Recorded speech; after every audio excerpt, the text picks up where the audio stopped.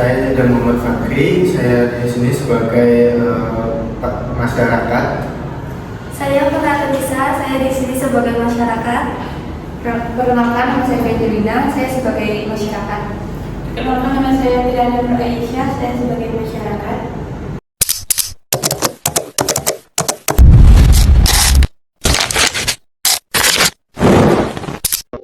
Bismillahirrahmanirrahim. Assalamualaikum warahmatullahi wabarakatuh. Waalaikumsalam warahmatullahi wabarakatuh. Sebelumnya selamat siang ibu-ibu. Iya. Baik, kami dari Universitas Harapan Bangsa akan mempresentasikan tentang terapi musik untuk meredakan nyeri atau gangguan tidur. Jadi apa sih terapi musik itu ibu-ibu? Ibu-ibu ada yang sudah tahu? Belum. Baik, akan saya jelaskan pelan-pelan ya Bu, Pak. Terapi musik adalah aktivitas terapi yang menggunakan musik sebagai media untuk meningkatkan, memelihara, atau mengembangkan kesehatan mental, fisik, atau emosional. Terapi ini mampu mengurangi persepsi nyeri melalui distraksi dan stimulasi hormon endorfin. Jadi menurut peneliti-peneliti sebelumnya, terapi musik itu manfaatnya bisa untuk menyehatkan mental, kemudian menyehatkan fisik, mengontrol emosional ibu-ibu atau bapak-bapak, kemudian untuk menstimulasi hormon endorfin. Jadi manfaatnya banyak sekali ya ibu-ibu. Baik. Jenis-jenis musik apa saja sih yang biasanya untuk terapi, biasanya untuk menenangkan? Ibu-ibu ada yang sudah tahu? Belum. Jadi musiknya itu macam-macam ibu, gak harus musik-musik santai. Biasanya juga ada seperti musik-musik sholawat atau musik-musik metal juga bisa. Jadi yang pertama itu menurut penelitian sebelumnya ada musik klasik seperti Debussy, Satie, Bach, kemudian musik ambient seperti Brian Eno, Star of the Leaf dan lain-lain. Intinya terapi musik itu adalah ibu-ibu itu mendengarkan musik yang ibu-ibu suka agar mental ibu itu kembali normal, emosi ibu kembali terkontrol, dan untuk meningkatkan hormon-hormon penting di dalam tubuh ibu-ibu. Baik, langkah pelaksanaan terapi musik. Nah, ini yang biasanya ibu-ibu dan bapak-bapak harus ketahui ya.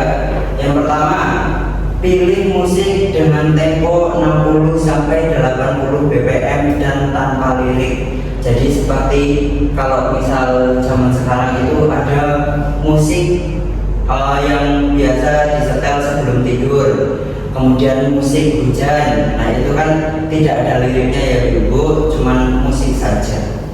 Kemudian siapkan lingkungan tenang dan nyaman. Nah ini penting. Selain mendengarkan musik, kita juga harus menyiapkan lingkungan yang santai. Jadi kita tidak bisa mendengarkan musik di tempat keramaian karena nantinya tidak akan kondusif ya. Kemudian atur posisi.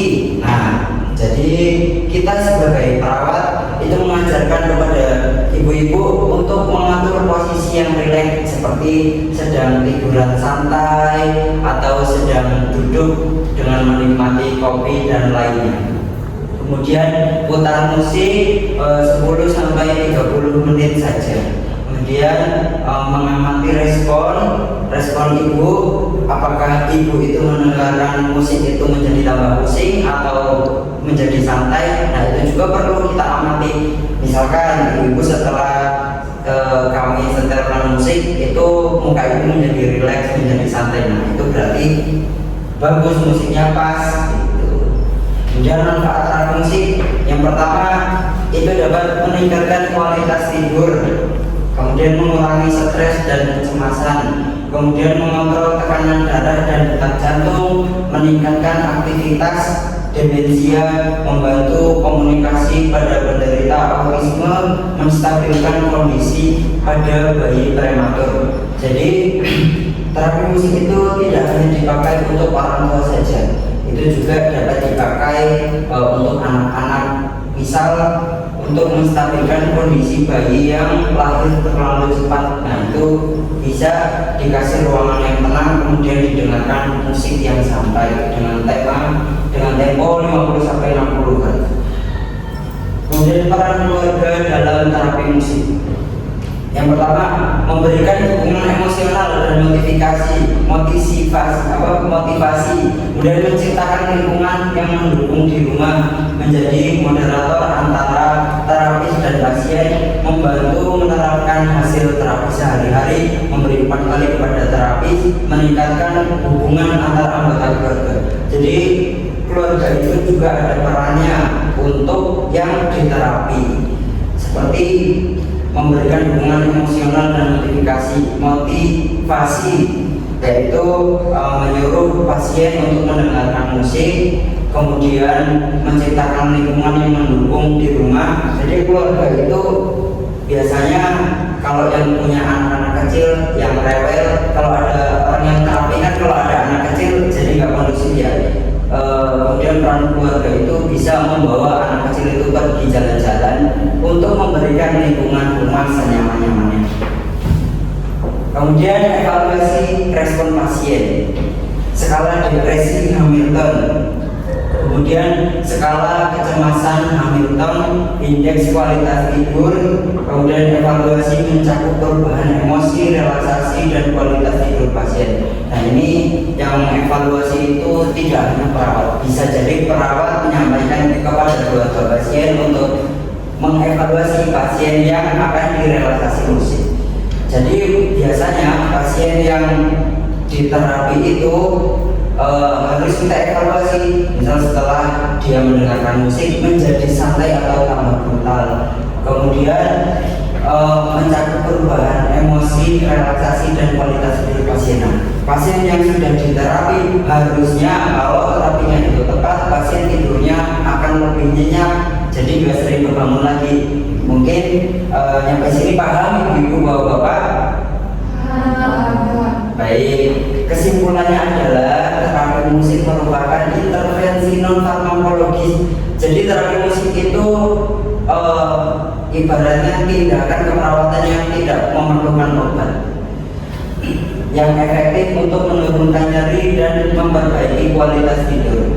Jadi kalau dalam ilmu keperawatan, terapi itu tidak hanya menggunakan obat saja, bisa jadi terapi yang tidak memakai obat, salah satunya adalah terapi musik, kemudian terapi tarik nafas dalam, dan lain-lain.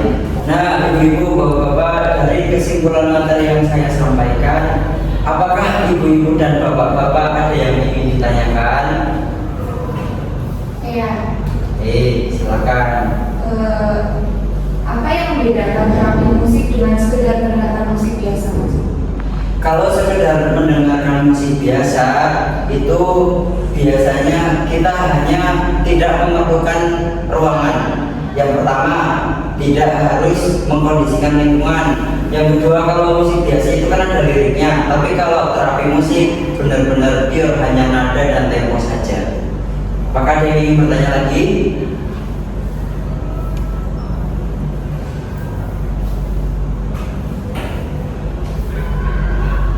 Baik, sekarang saya yang bertanya kepada ibu-ibu ya, seputar materi yang tadi.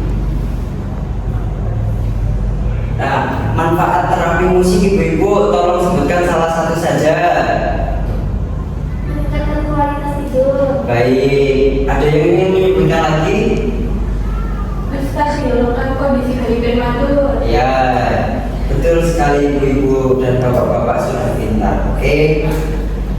Baik, mungkin hanya ini ya presentasi dari kami karena waktunya juga sudah habis. Sekian, terima kasih. Wassalamualaikum warahmatullahi wabarakatuh. Waalaikumsalam warahmatullahi wabarakatuh.